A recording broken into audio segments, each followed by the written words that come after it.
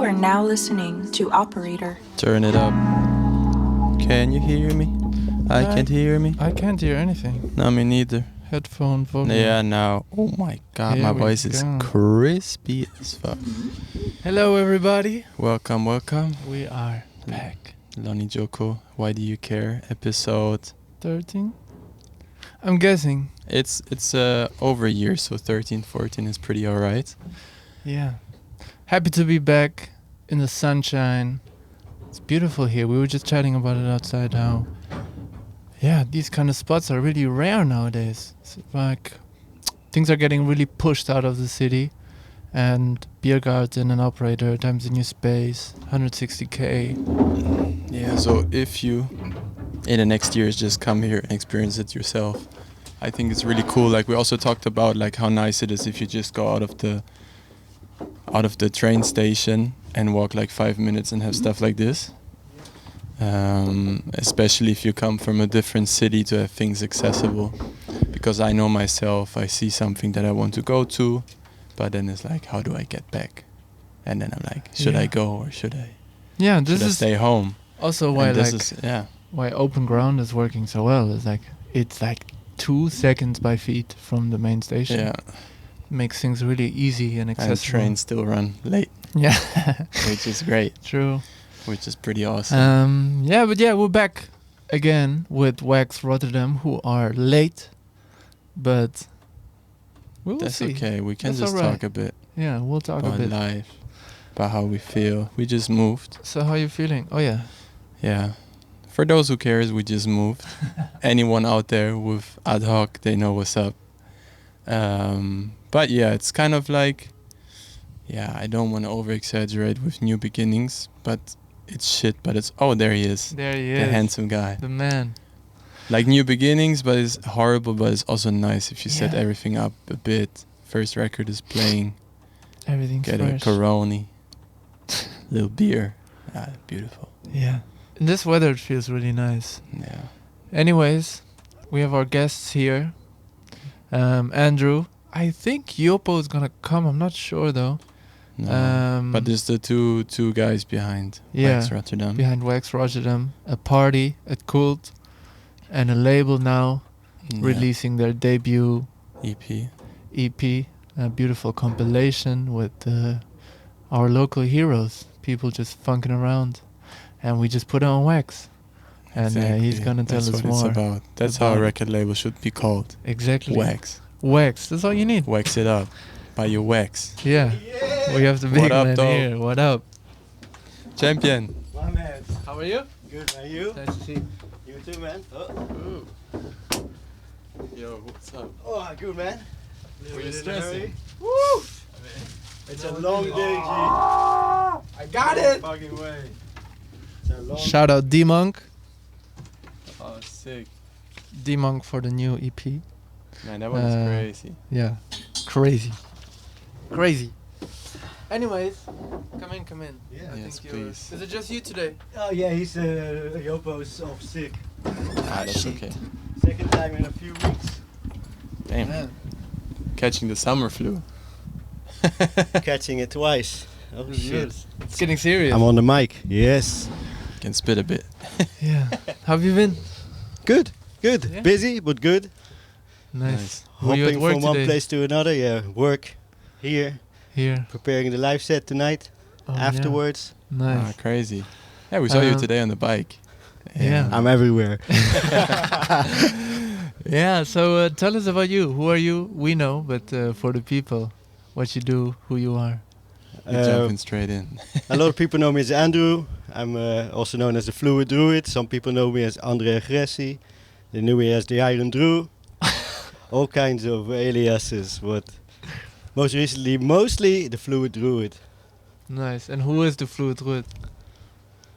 One hell of a sick DJ. Nah, I'm kidding. Come on, you gotta do a little promo for yourself. I can confirm. What can I say about it? You're throwing me right in the middle a little bit. Yeah, maybe we can also chill a bit. Maybe we can also like, how did it? Because you have a lot of aliases, as we know now. Maybe how did it all start for you? Like this journey into this field, I'd say. since a young age I've been busy with music, but what really catapulted it was the b-boying, the breakdancing. That opened up so many new worlds and so many new genres and types of music that's connected with all kinds of dances, and not just b-boying but house dancing, jazz dancing. Yeah.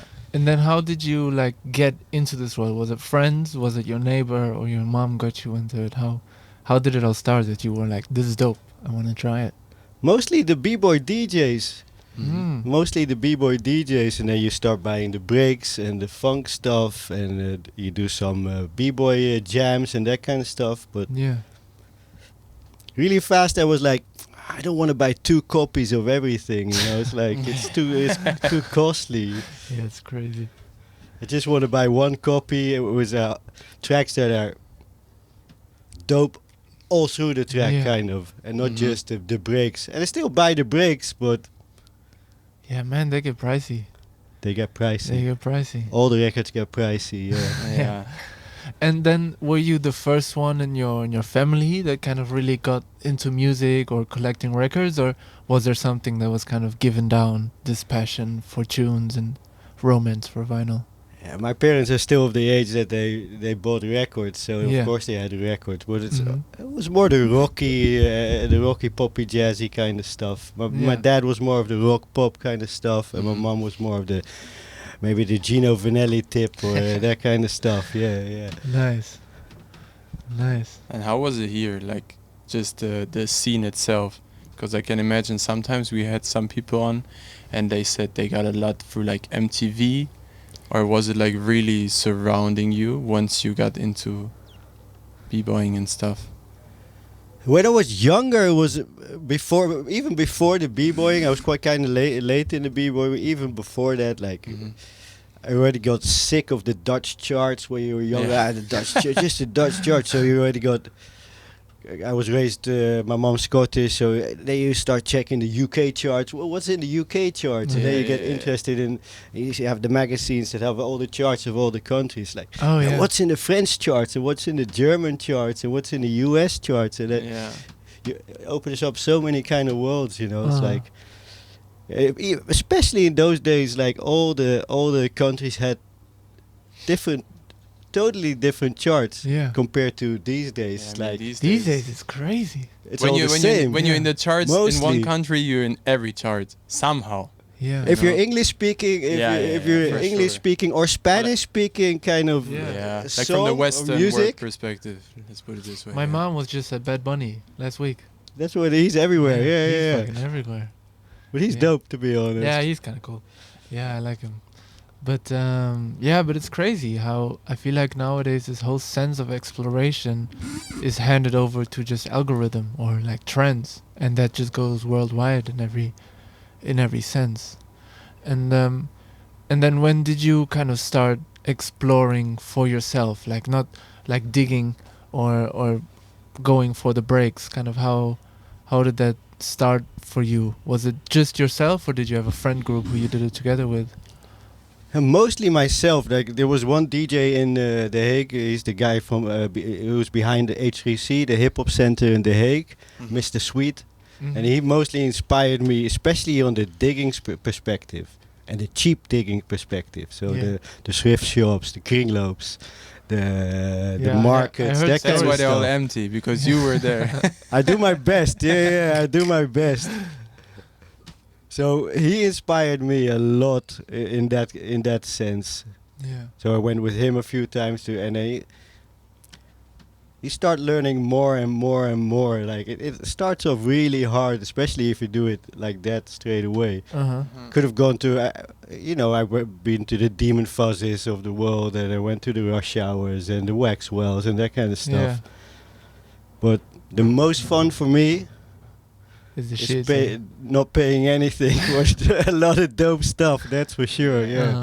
But that's grinding. Like getting stuff there, man. I sometimes go to kringloops, can't find anything. Like literally. Like maybe you can find something to sample. I think that's like mainly the thing. But like a whole good track, that's crazy. It's hard. It Yeah, really it's is hard. really hard. Especially back then, you didn't have a phone as a reference. Like these days, So you just bought it for the cover, or like you bought it for the cover. What kind of instrument? Yeah. What are they called? Is there a Gonzalez there, or a Gomez, or or anything like that? So I bought a lot of shitty records back in those days, but it's a fun process kind of. Yeah, so that's you buy true. the record and you It's also build up exciting. anticipation for yourself. Oh, what's this gonna be like? And then And do you still have that behavior when digging? Like you don't use your phone or you don't listen back and you just take it, or? I use my phone a lot these days. Yeah, I can't be bothered. Even the smallest euros you spend, they add up. So True. I And can't be also like the record itself, it's maybe small, but if you buy a lot, then you have all this shit space. on your hand, and you're like, what the fuck? Yeah, I try to get rid of those records as soon as possible. Even if I have to give them away or put them on the streets, it's like I don't want them clogging up my collection, because you forget No. about what's on it anyway. It's like, oh, maybe it's good. You have the Yeah. same story again. Now these days, Yeah. I use my phone for everything. So just to listen to the snippets, and if there's no snippets, then I would get back to that part of excitement. If there's no YouTube snippets, like, Oh, what yeah. could This this be? Nobody put it online. Probably because it's shitty, but maybe not. maybe not. Yeah. Who And I knows? found a lot of dope stuff this way. Yeah. Yeah. Sweet. I was also in my old work. We bought. We just took the whole collection from a kringloop that was closing down, and there was like a Turkish funk shit for like 600 euros, and it sold the next day, like immediately. And it was That's just, and crazy. also all the Sesame Street. And you goes don't even want to crazy. know how long that's been in the kringloop Yeah, for. exactly. Maybe Probably it's been there since for they weeks. opened. Since they opened, Yeah. maybe, and nobody even looked Yeah, at it was like a shitty cover. You don't think of anything when you see it. If it's Turkish, I take it with Yeah. me. Yeah, if it's Suriname, Yeah. from Suriname, I loved like the countries that's in our diaspora kind of that have Mhm. a big community in the Netherlands, like Indonesia, Suriname, Turkish. You don't find any Turkish stuff, to be honest. Not a lot of Indonesian stuff either. But whenever I see that, I take it blind. Yeah.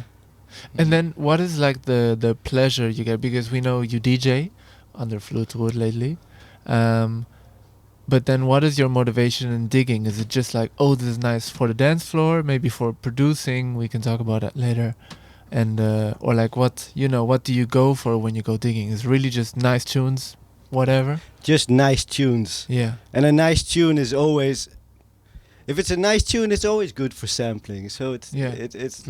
If it does something to you. if it does something to you, it's Yeah. always good for sampling. And in other ways, it's only like snippets that are useful. But I don't really go for snippets anymore. Yeah. It doesn't matter. It could be soulful, groovy. I play any kind of stuff on any Yeah. kind of place, Yeah. And how many aliases or how many names did you have before FluidDruid? Andre Agressi and Iron Drew mostly. I do some disco Drew stuff just for the fun of it if I want to mix it up. But that's about it. Yeah. And why the name? Is it from the cover that I sent you? No, it's not from the cover. Really? No. It came, I saw that afterwards. That's so yeah, crazy. yeah. I found a cover, like it's like a rock, Prog rock kind of prog rock thing, I think. psychedelic. Yeah. and it's like FluidDruid. That's crazy. That's the name of the record. Yeah. Maybe they stole it from you or the other way. I don't know. No, I think this one is from the 70s, Yeah. so they couldn't have stolen it from me. No, I'm not that old. No. Crazy. But you Google your name, so that's Yeah. how I find out about this record. It's like, Yeah. oh, what's this? Crazy.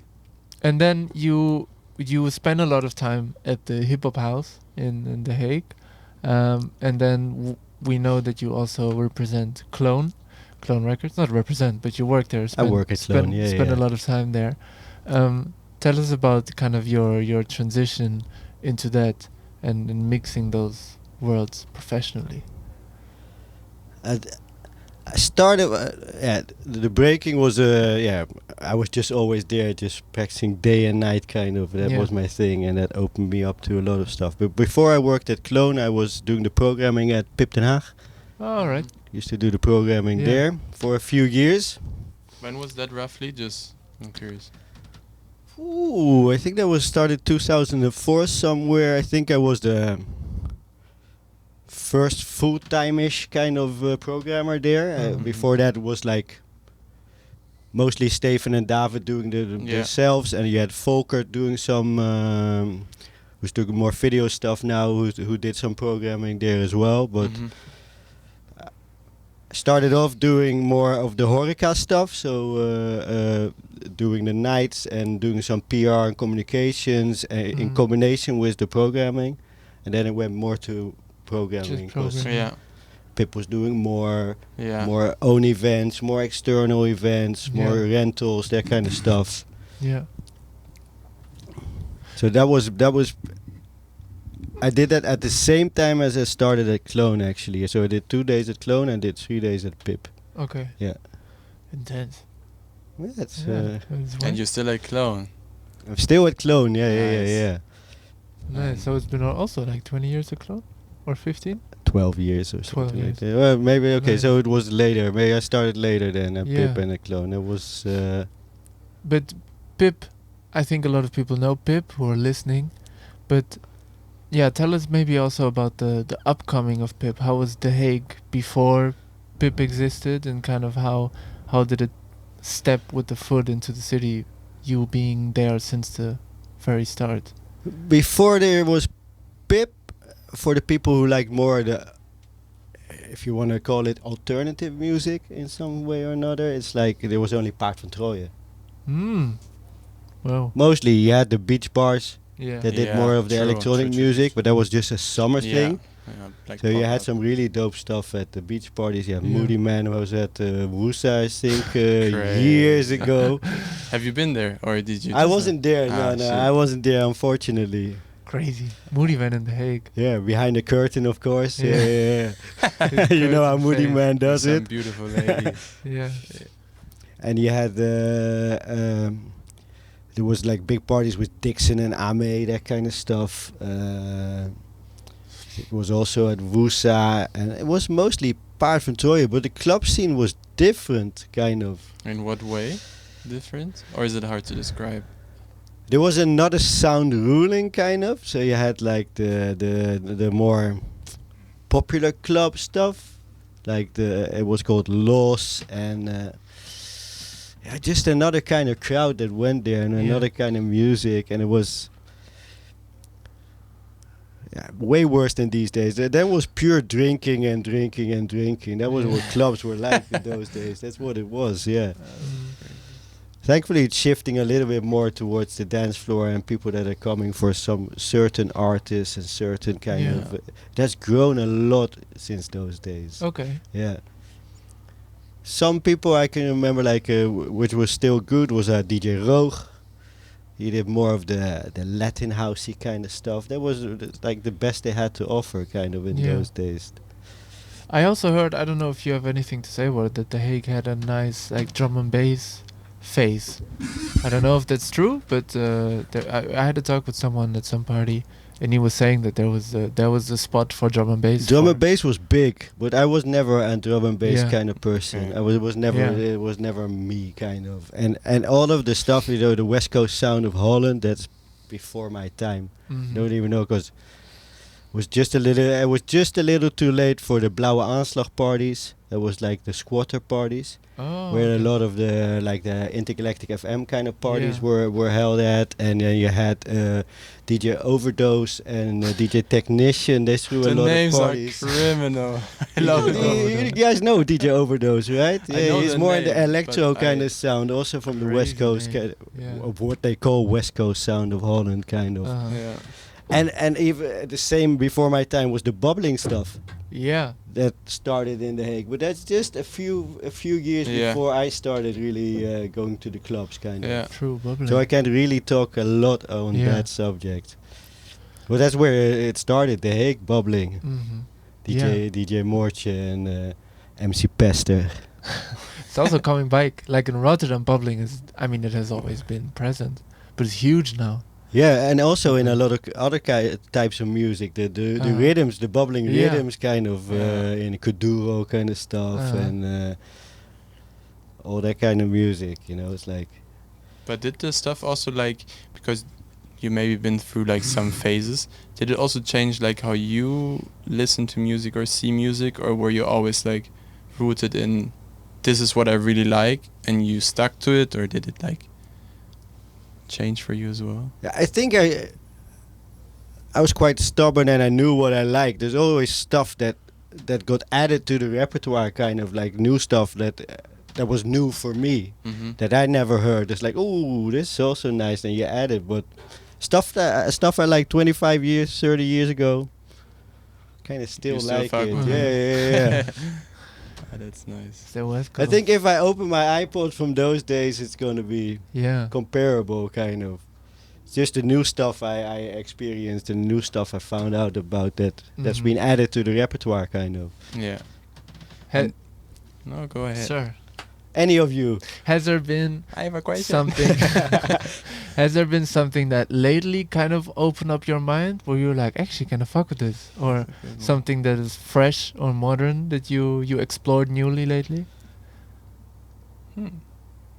Not so much, but I still fuck with the trappy kind of stuff and all that kind of 808 hip hop, because it's close to home as well. And it's like, maybe I don't understand what they're talking about always, but But the I'm beat not a comes lyrics through. kind of person, so Yeah. it's like the music is first and foremost. I And don't then you even hear, it's actually crazy.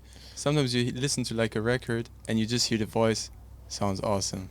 Don't know what they're saying, but you feel something. This is great. it's Yeah. important. Like for me, the voice is an extra instrument. It's like Yeah, that's not true. what they're talking about, but How it's how it's combined with all the other instruments. And Uh-huh. just like when you look at a dancer, it's also an extra instrument for me. It's like, okay, Yeah. is it an addition or is it in the flow of the songs? It's like, Yeah. Yeah, true.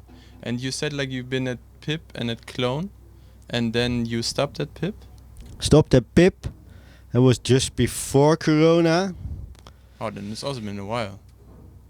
Very long time. It's quite a while actually. Yeah. It was getting a little bit predictable, kind of the whole game booking. It was. You have to book this kind of stuff because this works. It's like. Yeah. And It's how the- did you do the balance then? Did you try like, okay, I need to book these so I can book my own, in quotation mark, thing, or? Yeah, you try that as much as possible, but Yeah. it just takes the fun kind of out the whole game. Yeah. It's like you want to Yeah. put your own stamp on something, and then it's like you have to book this, and you have to book that, and you have to book these people because they will take 400 people for sure, and these will Yeah. make sure you have 600 people and it's sold out. It's like, Yeah. but in actuality, you want to build. Yeah. You want to build in a kind of trust. Yeah. Also, what you want is it? Yeah, is it that maybe also why you started Wax Rotterdam? Definitely, Probably, definitely. But to be honest, I stopped at the right moment Yeah. because the music Yeah. was switching to an even more of a thing that was too far away from what I Yeah. understood. Yeah. So it's like, what's most popular in the clubs now? I don't really, I don't fuck with it. Yeah. Yeah. But it's a person. It's a personal thing. And yeah. then at some point, because also I think working within music for people like us, we're not in for the cash. You're in to program something nice and to deliver something. And if that turns into something like this, yeah, it only makes sense to And drop if it's out. not your wave, you know, Yeah. if it would be exactly what you want, Yeah. that's great. But That's it. But I don't understand it. yeah, So it's yeah, like Yeah. yeah, And I don't that's- get enjoyment out of it. It's like. yeah, Yeah, that's really something that is like a struggle, I think, with a lot of clubs, is that they're curating after like every session, every like booking or every weekend is a struggle. They're like, oh, we're going to sell tickets. So you need to, instead of going the other way and just wanting people to trust you as a location and just be like, I don't know who's playing. I don't care who's playing. It's going to be a nice time anyways.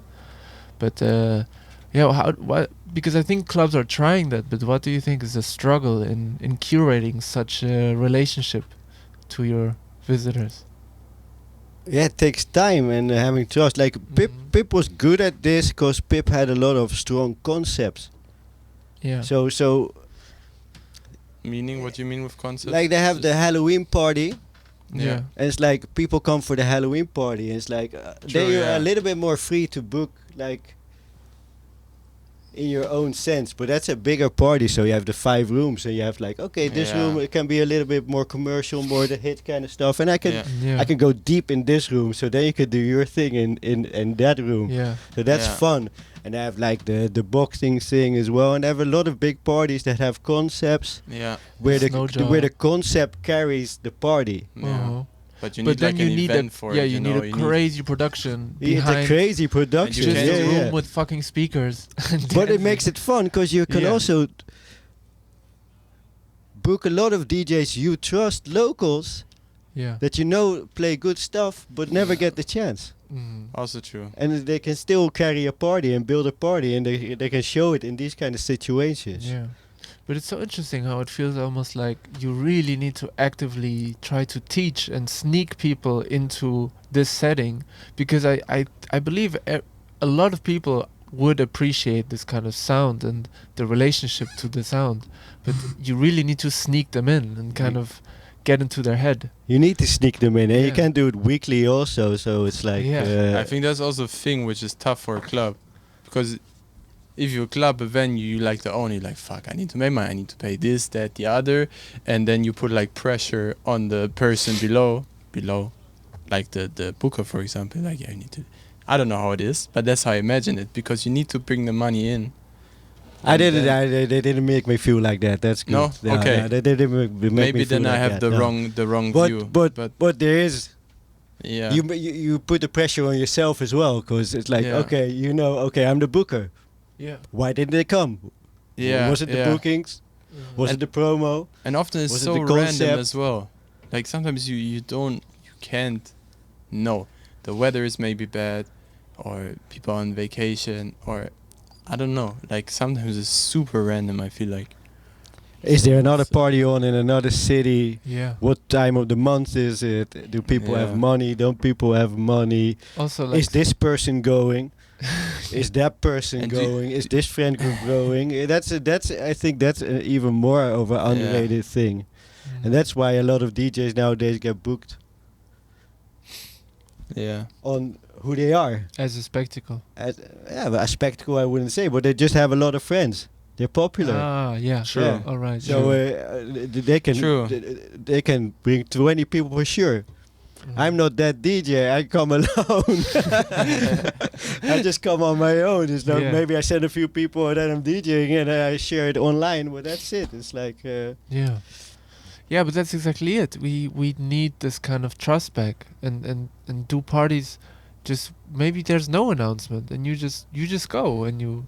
But yeah, it's really hard also with, I think, the expectation of people nowadays on the dance floor. There's a certain weird standard that appeared as a DJ. You know, some things you need to do. But yeah, it's also this crazy people-pleasing relationship that is in club culture right now. That is or at least that's how we see it. We don't know how it I was mean, there before. is people-pleasing. Yeah. Like, But maybe it's been worse before. I'm not sure if it's always people pleasing. In some ways, I think it's like as if the DJs control the trends, kind of like the trance kind of trend that came in. It's like, okay, we're all gonna play it. It's like everybody follows each other. All the DJs follow each other in playing that. It's like, yeah. Okay, but you weren't playing that 2 years ago. Why are you playing this now? Yeah. Do you want to be relevant, or do you really like this, or? That's exactly it. Yeah, I had a talk with, and I don't mean to name drop, but it just comes out of value because he is of such high standard. But Marcellus was talking about exactly this. He was like, he wanted to start a podcast and ask like Peggy Goo, whatever, all these kind of huge brand DJs, like, do you actually like what you're doing? And he was like really curious about this kind of stuff because he didn't know either. I mean, he's super, like, he plays whatever he wants to.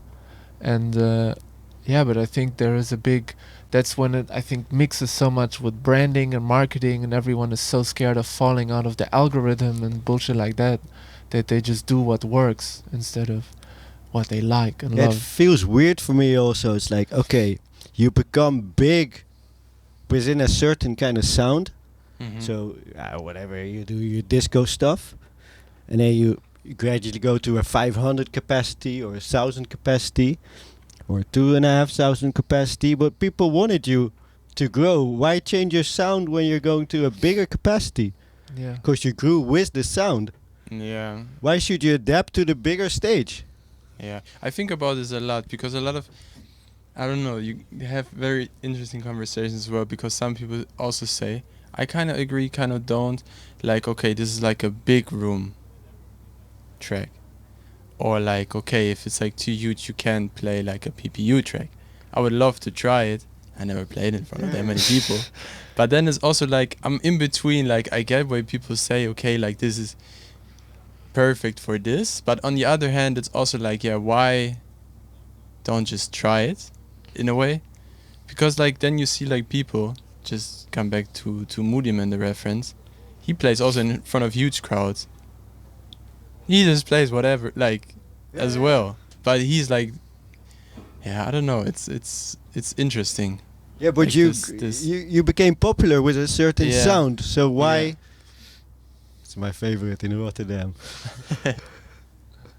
You become popular with a certain sound, so the people get to know you for a certain sound, and then you adapt because you're playing on a bigger stage. It feels weird to me, kind of. I don't understand the I think- phenomena. I think that's a bit it. Like, I also heard it from friends and people that they kind of started getting they were like, oh shit, it's like I can live off this maybe, and then they kind of hold on to the things they know are gonna work for sure, like, oh, I'm gonna have a 16-bar drum roll so everybody knows that we're gonna get down now. Or like, I don't play this track because maybe I fuck it up. Yeah, and then they just Yeah. adapt to like succeeding and staying in the music lane, because it is also a like super fast pacing industry nowadays. Like, there's trends and they live for 2 months and then you're in the next sauce, and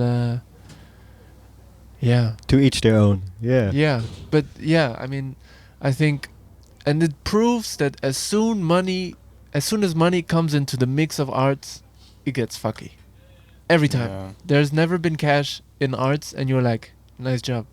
And yeah, I think it's also the thing is also a bit like, then if you like get money with the stuff you love and you really care about, I think you also shouldn't feel bad. I don't know, like sometimes we don't make money, but then it's like I haven't But- been making money for a lot of but years. then it's like okay, we have this event, and then like they give you like a booking fee, and we're like, okay, in this money we can maybe, I don't know, we can get like this in the corner for like 400 euros, and it's like we work on this for like 1.5 or 2 months to all the promo, everything, and then we pay like 50 euros on top because we got like You everything. have a And then- dream, yeah. yeah, and then it's like, it's also not a, yeah, I don't know, like sometimes I feel like it's also not bad if you take like a bit, you know, that you can do those nice things, and because you can only do it so long if you always spend money on it, like long term.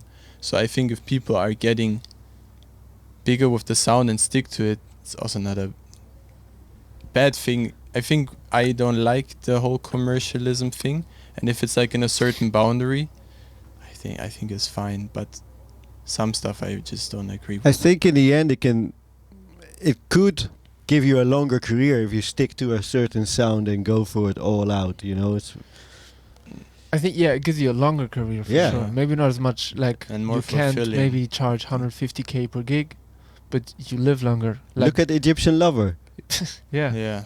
To He say a did- yeah. certain sound, how long has he been playing? And Yeah. he's technically one of the best DJs you can imagine. Yeah. Yeah, he's crazy. And I think that's why, at least for me, I like these people so much, because you like, oh yeah, he does what he wants. yeah. Oh, if I go to see Theo Parrish, he plays what he wants. Or like if you name like the bigger DJs, at least on that scale. So Mhm. I think that's what also makes it, at least for me, exciting than to go. But you're only going to go to these DJs anyway, so it doesn't matter. Yeah, true. I'm my little bubble. But that's good. Stay in your bubble. That's the best Yeah. place to be, man. I'm comfortable. Safe. Yeah. Well, we were speaking about not making a lot of money. Maybe we want to talk about your new project. About What not you- making a lot of money. Yeah. Yeah, we just started. Me and Jopo, who couldn't be here. He was a little bit ill today and yesterday, so he couldn't be here. So he let me do all the talking, of course, as per usual. But I don't mind it. That's cool. We started a label, Wax Rotterdam.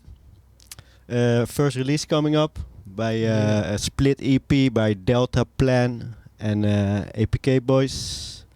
Little bit of house, little bit of electro, Yeah, it's Little some it is. funky elements thrown in, and nice, really nice, I can analog recommend. instruments, and it's I'm proud of it, and I enjoyed it. So Yeah. And before of this, Wax Rotterdam was a party, right? It was a gathering for more electro-oriented sound and house. more the Um, groovy yeah. aspect of the sound. So disco, house, and electro. Yeah. More on a 80s and 80s inspired tinge, kind of. If it's the best way to describe it, Mhm. kind of. And what? Damn. Is it, And what made you like start the label, and also why do you have like, for example, the APK Boys on it? Like how did that whole idea start to maybe reach out, or was it like a natural thing? Yeah, to start the label, it comes back a little bit to the why I ended in the programming and the shift that happened in music, and it's like, okay, we want to release some stuff that we like, yeah. and don't get me wrong, there's enough good stuff coming out. There's still a lot of groovy, funky stuff, either on vinyl or digitally coming out. So we're not short of records, but we wanted to add to the Yeah. mix, kind of. Mm-hmm. I mean, that's how it stays alive. Even if you're one, everyone is one, and we all need to continue to feed the funk machine. That's what it is. The groove machine. Yeah, definitely. Yeah, and the Delta Plan track, which we can't say who is behind it because of NDA. copyright kind of stuff. It's like It's that kind of thing. yeah, it's the Oh, sexual seduction version, Yeah. electrified version. So. Ah. But that was for a long time a digital only track that was free as a download, kind of. So that's how the idea kind of started. So and it was just the one track, and APK Boys, APK Boys in Dutch, just to get APK. it. Get it right. APK, yeah. MOT Boys in English, if you want to say it like that. MOT boy. Yeah, it's they're friends of mine, and I'm adding myself to the mix as well, and doing the live set this Friday. This Just a Friday. little plug in between. Yeah. But they had a lot of tracks that could be added to the mix, and we chose two of those. Three actually, one as a digital only, Yeah. and So- two on the vinyl, And how just to did all? complete it. And so you being part of the whole mix, was it just? I mean, it sounds like the stories from Izzy, because I remember like 2 years ago already, Izzy was just like laughing and joking about him mixing with Offer, and he doesn't know how to play instruments, and he's just there pressing buttons, and that's kind of how we introduced APK Boys to us. Like, it really feels to me like you guys are just fucking around, and then at some point there's some dope shit on there. Or how did everything start for you? That's the magic of analog machines, and especially drum computers, is when it's Yeah. immediate. You can fuck it around a little bit. But to be honest, like the main source is Offer, and he's like He's a crack. In a positive way. he's a what in a positive A way? crack. Like, don't you know, like some people are like computer cracks, like very good at Oh like yeah, something? He's like that. Yeah. Yeah. And I've seen him like when they started the Voertuig stuff. Oh yeah. Before that, Yeah, true. there's true, also true, true. Izzy a little bit, and Johnny, and Timon, Yeah. and Lawrence, and Offer, and that's where he made a lot of hours as well. And Yeah. they had some dope stuff in the Womb studio at Sweatshop. Man, And, that studio stuff. was insane. It's an insane studio, and Yeah. Timon is so crazy with the Yeah. stuff. It's like the mixing. I remember and, going in there, and I think it was at a party. I was a bit drunk, and I was like, what's here? Like, Bart wanted to show me, and I was like, okay. And then I saw the studio, and I was blown away. It's Also, that's just there. It's just there. yeah. It's there, yeah. It's such a beautiful studio. It's a beautiful So much studio. nice stuff has come out of that place. There's so much warmth in Yeah. the music, yeah. Yeah, it's crazy. But yeah, sorry, go on. Yeah, and I've seen Offer grow a lot, and then it was like a little side thing, APK Boys with Izzy, Yeah. making things, and the tracks that are on the release have nothing to do with those. This is Yeah. what they're making. And it was just dope. Yeah. Just Nice. love I love the stuff that they're doing, and Yeah. there's some more stuff coming up as well. And that's the feeling also that I kind of got. It really just kind of also the way they share their stuff and the way things are done. It really feels like they're just funking around because they want to funk around, and then they release it because they want to set it out to the world. But yeah, you have it a lot, with people starting to produce, especially as DJs, because they have to produce, and then they get like ghost producers, and there's a lot of stories that we heard from labels that do this kind of stuff. So Which that is actually crazy. which is insane. I didn't believe it at first. Yeah, I was like, but damn. Unfortunately, it happens. Man, I'm like, what the fuck are you doing, man? Like, yeah, come but on. there But it's also because good. you don't need, like, you genuinely, you don't need to produce. You can be a great DJ. There's so much nice music. You don't need to do it. There's a lot of ways to get out there, for sure. Yeah, I mean, you Yeah. don't need to produce it, and if it's not your own, then slam something on. Yeah.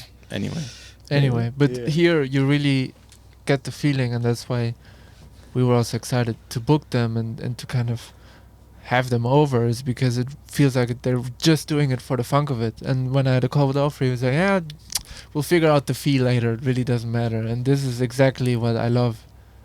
But they are doing it Collaborating for with- the fun of it. Yeah, Exactly, that's what yes. it is. Yeah. Like I Exactly. released, I did a little label for Pip as well. Mm-hmm. Yeah. So like the first 7-inch of Unit 9, like Oh, yeah. I released that on Pip for Bart and the Boys. And Yeah. now Bart has taken over He took over, the yeah. Pip Records kind of stuff. And before that we had a Cobra Club records also under Pip, and we had some. We also did a lot of locals. So we did the smaller local artists, and they were like remixes by more established local artists. So Lego Weld did a remix. I think Betonkus did a remix. Dejan did a remix. And there was another one, can't think of it now. And we also did a release of Voertuig. Uh-huh. So we did the first 12 Oh. inch of I did the first 12 inch of Voertuig like that. And it's also like, oh, okay, yeah. Cool. Yeah, that's You do you. We trust you. nice. And that's how they all go with the music, kind of. Uh-huh. It's like they just have fun making it. Exactly. And if somebody comes by and picks it up, Yeah. That's cool.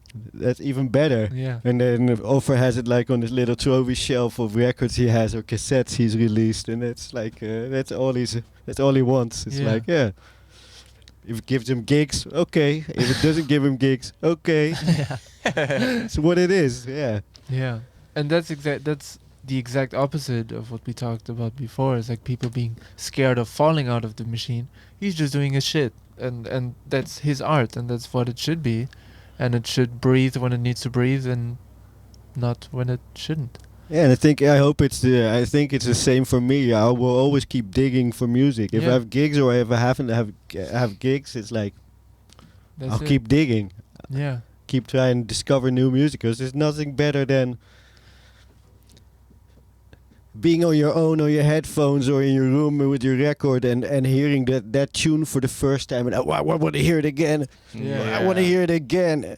I want to hear it again. It's Yeah. like there's no better feeling than that. yeah, Yeah, that's very true. Or if you discover like a new thing, which you like maybe never heard before, yeah. or like something that's crazy. When we like, at least for Fuck, me, that's crazy. when I discovered like the underground of Detroit, like all the kind of, I mean, Norm Telly is not small, but kind of like the Norm Telly shit, get really deep into like early Kyle Hall, all this kind of stuff. That bubble is the most beautiful bubble right now for me. But this is just so exciting, and it's infinite. like you said, like. It is infinite. Yeah, and then you Doesn't find stop. one person and you find the next one. And there's another APK boys in India somewhere doing the same shit, or different, of course. A little bit different.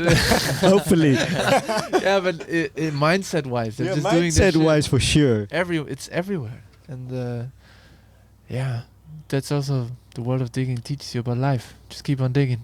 Keep digging, yeah. It learns you a lot about cultures and about different styles and why music is the way it is, kind of. Yeah. Also, Detroit music is the way it is for a reason, kind of. Yeah. And I talked about it, I think, last episode. But when we went to London, I mean, we go to London like once or twice a year, and we went there again 4 weeks. And every time it's just, for me, maybe one of the most beautiful cultural experiences you can have in this kind of area of Europe is just in the music and the food and everything. You have this mix of culture, and then you have got, like, just as an example, street soul is like a beautiful example of hip hop and R&B and dub reggae, lovers rock going all together. And these are the people that live in this place. It's just, for me, it's mind blowing. And then you have it in the food and the people and the way they talk, everything. And yeah, it with the just sound system, the soul to soul kind of being Exactly. like the catalyst of that kind of stuff as well. Yeah. And it's crazy if you hear music where it's coming from. That's crazy. Like the first time I've been to New York is a classic example. But like if you hear like some Nas in New York, you're like, It's different. Not that you get it. I don't get it for sure. You can only like empathize and like try to understand, but it hits more like the maybe a bit like the grittiness or like the it's so hard to describe. But like it's a bit in the air, you know. Because the energy is there at the moment you're energy, there, then you're hearing it kind yeah. of, or the energy, it's surrounding you. Yeah, it's kind still of. there. Like when it was made there, it was still around, and I think that's pretty fucking cool. And that you can share this to like different parts of the world is also pretty cool. It's not like a perfect representation of culture or something, but it's like a nugget. It's like if you eat food, and then hear something, so you dive a bit into it. So sick. Yeah, it's a really specific place and time kind of representation, I would it's like say. a snapshot. Yeah, it's This is how I felt in this moment. Yeah. I was listening last week. I revisited, the last album from Curtis Mayfield called "I'm Here But I'm Gone." It's like most of tracks are quite cheesy, but like really cheesy R&B. But there's one track called "I'm Here But I'm Gone," and it was when he knew he had cancer. He was gonna die in the next 2 years or something. And yeah, that's just how he felt, and he made this beautiful soul track. It's almost like, I don't even know, but it hits because of everything that comes with it. Feels a little bit like the Gil Scott-Heron album after he came out of prison. Like I'm here now, or because he just got released from prison like 2 years before, and then where he's it's like running. No. It's like it's a 2006 or 2007 album. Oh yes, of course, yeah. It's really dark and gritty kind of. Jamie X's did a remix. Exactly, they did a of it. collaboration together. Yeah. Yeah, exactly. Almost Lost Detroit. No, that's not it. I mean, that is it, but New York. There's one song called New York. New York is killing me. Yeah, New York is killing me. The remix is also crazy. But yeah, that's exactly it, and that's what music and digging, especially digging, it teaches you so much. Like we go to if we don't know where to eat, you ask a good record shop where to eat. They always know. Yeah. They always know, and it's just so much and it's more. usually cheap. Because they have the same fundamentals as you guys have, Yeah. you know? It's like, okay, we want good food for a reasonable shitty- price, yeah. so we can still buy a lot of records. Yeah. Literally. and then what go it to is. the next shop. Get some good jerk chicken in London, and that's you man. sorted. Irward's jerk, the best. Always jerk. Irward, yeah. Irvin's? Irward. Irward. It's right next to NTS Man, that was Radio. great. They put some chicken in that thing. Bro. It was like a bit raining. I was like, eating my chicken, not a piece of chicken. And I was like, put the rice a bit down the piece, and then it was not a piece of chicken. I was like, yeah, give me all that. So where do you go to dig in London? Where? I think like the spots for new releases, Love Vinyl is like I think Love Vinyl is my favorite. the whole one. wall is insane. They're a bit more on the pricey side, but also they know. second-hand stuff is pretty nice. Yeah, and then if you really want to dig is Eldica, that's like crazy. But the needles are shit, the headphones are shit. It's a bit. And I have to say, sorry to No, interrupt, go ahead. but in some record stores, especially in London, also in Phonica, they have like this structure of only having the sleeve, Yeah, and like then a you copy. need to go, and then I hate it. Yeah. Like I'm there, maybe I can't do it. I understand why I you understand do why it. they do it, but the feel. Oh man, It's I just not fucking hate digging. it. Like we went to my hometown Horrible. once, and there was a shop, and we went quite early, so we had the whole shop for ourselves. We had like in total like a 2-meter stack, and he hated us because we took the whole shop upside down. But that's perfect. That's exactly it. You just want to sit down and listen to this whole stack of records. And in these kind of shops, then they're also busy. This guy told me I could take out 3 records max. It's like, what the fuck am I gonna do with 3 records? Yeah, it's a bit tricky. But Love Vinyl and Eldica, love. And there's a Yo-Yo. There was did we go to that I one? don't know many And names. Backlash. I just know names. Flashback. Flashback. There's a few stores I Yeah. think they have, huh? Yeah. But that one was a really nice one. Nice prices. But yeah, I mean, there's so much there. And it's always sometimes also good if you go to you have like the main stores, quotation mark. But like if you also go to some which are not that popular, sometimes also nice to see what they have.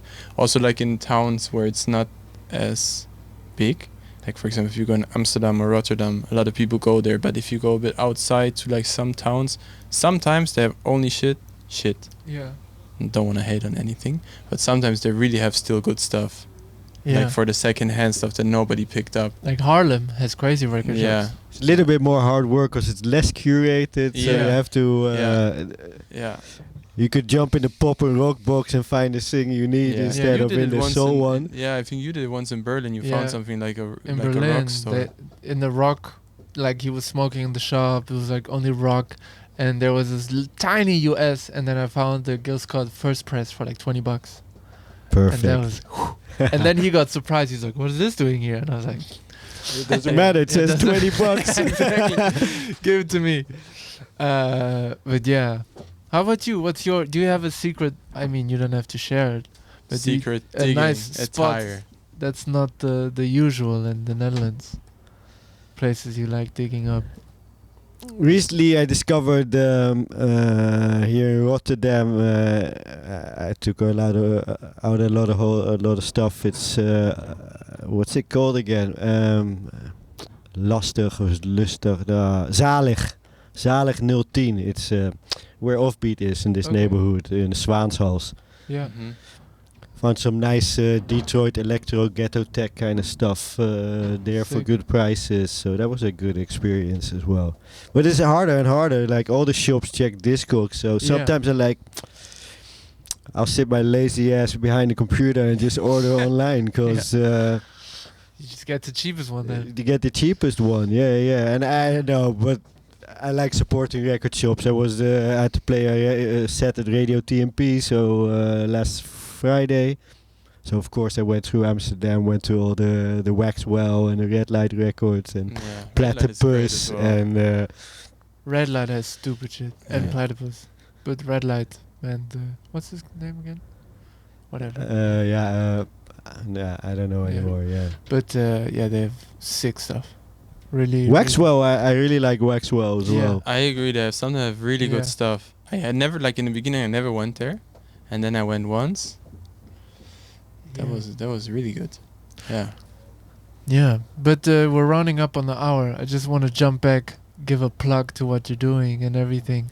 What is in the future, kind of, for Wax, for your label? We got a second release coming up by the bass player of Another Taste, By Bob. Bob. You The doing house Bob stuff. Roosje. Do you have the house stuff from him? The house stuff oh, man, from that's him. criminal. Oh, We have like a friend of ours, Miguel, showed us some. Jesus Christ. oh Yep. yeah, we listened to some Oh snippets man, already. that one is good. So that's the Damn. second one coming up. 4 Oh, tracks I'm of this buying one. Yeah. 4 tracks of him. Yeah. Buying that. It's good stuff. I know. Yeah, we were talking about. He teased us to us as well. Is it vocal or just? There's one vocal track, where I like a think it's vocal Aisha, SD kind of track. Yeah. I'm not sure who the vocalist is, but someone in the band. I think Aisha, It's a singer from the girlfriend. band. Oh really? Oh, Yeah, Sarina. yeah. I'm not Sarina sure. Fawcett. If her vocals are on it, there's house tracks like. Yeah. Okay. Well, yeah, it's like a house track with an Yeah. acidy tinge kind of thing. Yeah, it's Okay. some sick And stuff. You can hear that he's a musician. Yeah. Definitely. Yeah. And he's had like a good, nice, and diverse taste as well. Yeah, great. Yeah. I mean, he works at Orzak. He has great. It was another good shop to. Let's be fair, man. Yeah. It's So we underrated. Yeah. man. Lo got a brown. Mahogany brown offered for $30 first press, and he declined it. I had so much other shit. I was like, I can't find this again. We talked about it yesterday. And it's my favorite of him. Anyways. It happens. Sometimes the cash flow is the cash flow what it you're is. like, I rather want this one. I don't know. Yeah. Yeah. Anyway, so you have the release, and when is that one?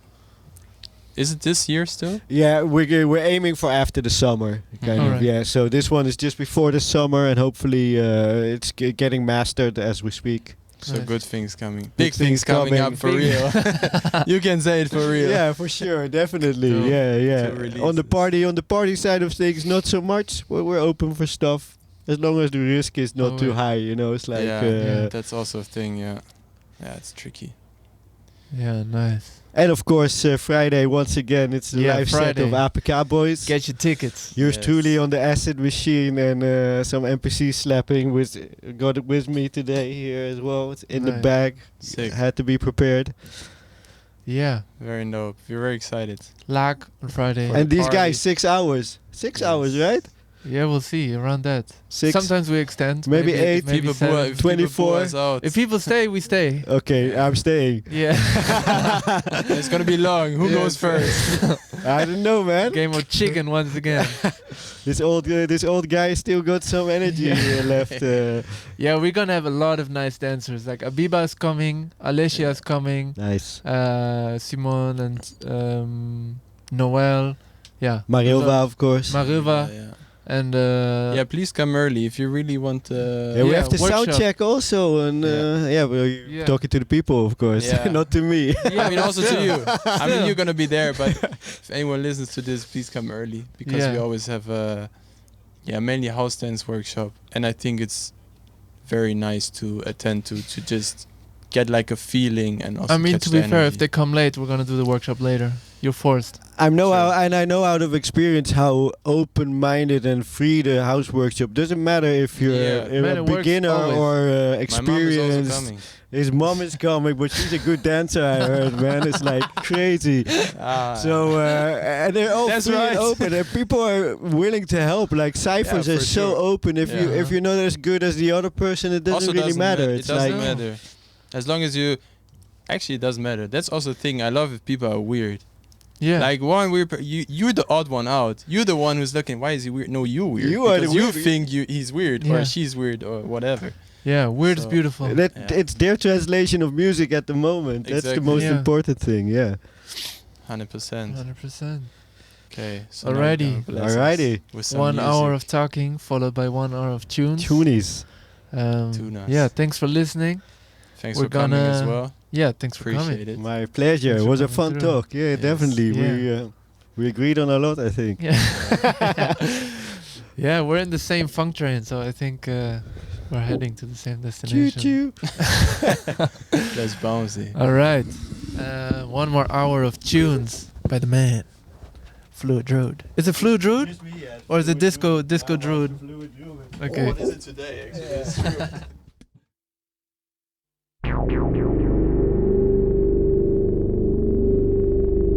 You're listening to Operator.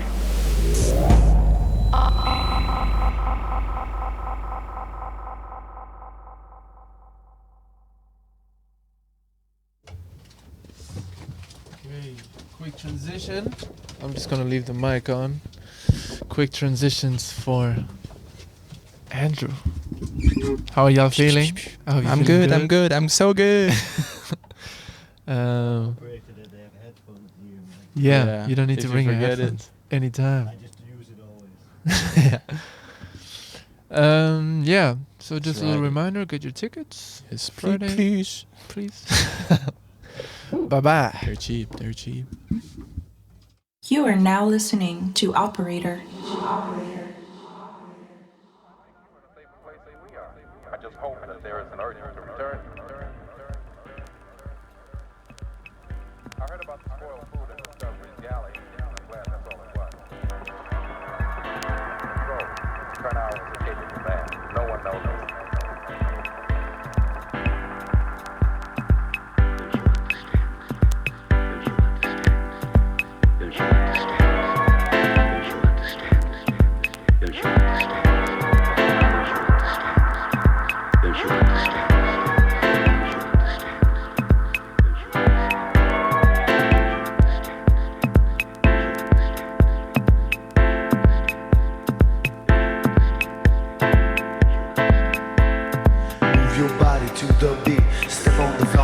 Your feet, rock my tempo, that's your ammo now.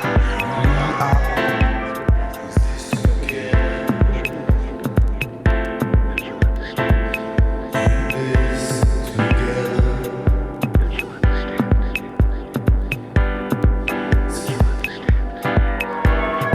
move your body to the beat, step on the floor, stamp your feet, rock my tempo, that's your ammo. Now we are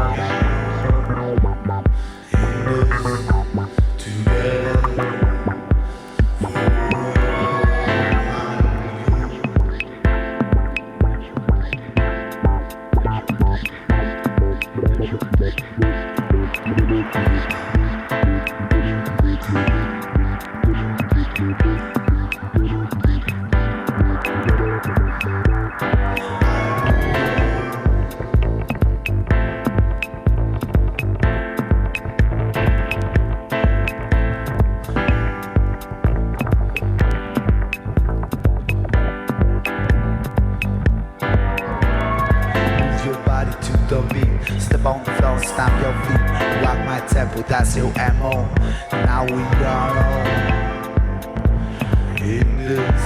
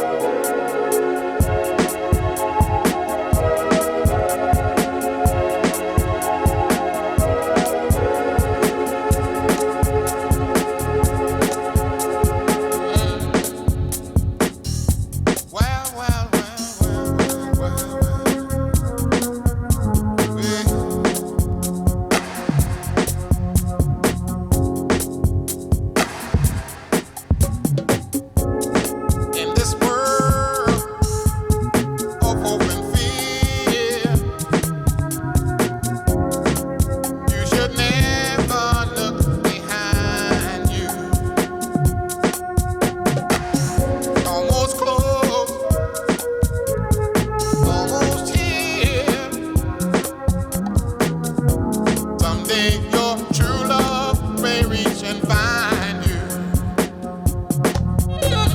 Something simple is the key. Only love can set us free. Something simple is the key. Only love can set us free. Something simple is the key. Only love can set us free. Something simple.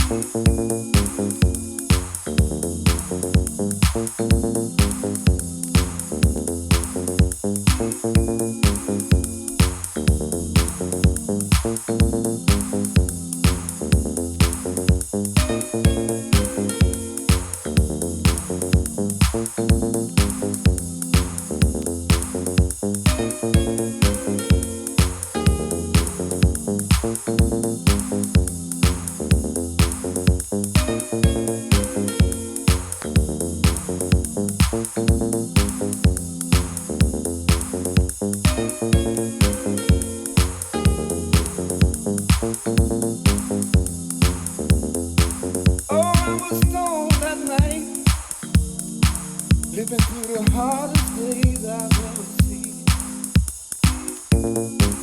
I was only about 14. I was smoking that night, suffering through the thinnest days I've ever seen. I was only about 14.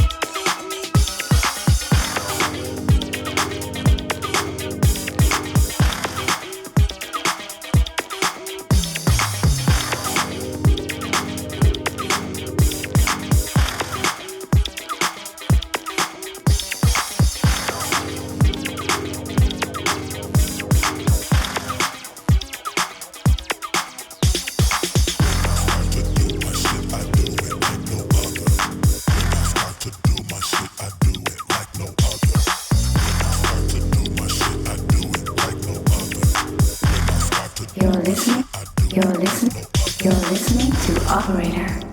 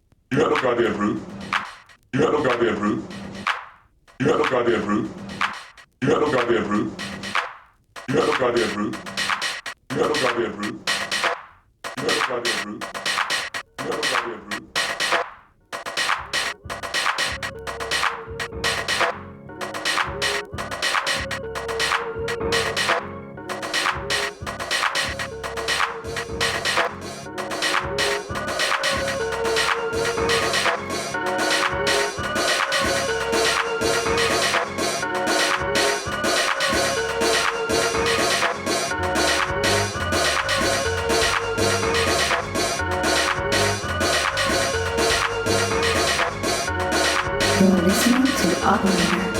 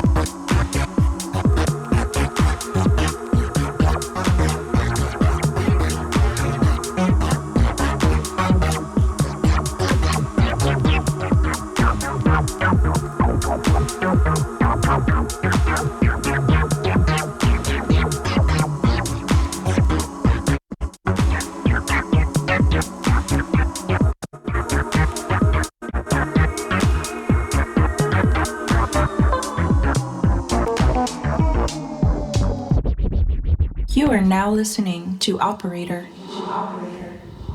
Yeah. Let's, that was a beautiful hour of another tunes. Went all the way to Detroit, all the way back here to The Hague, and everything in between. Thanks for joining us. Thank you. And get your tickets, motherfuckers. See you Get Friday. your tickets. Important stuff. The man in the acid machine. You know it. I'll be playing live for the first time ever. Man, then God you damn. should really buy the fucking tickets. With my homies. And maybe in the booth later on. Who knows? See you. You're listening to Operator.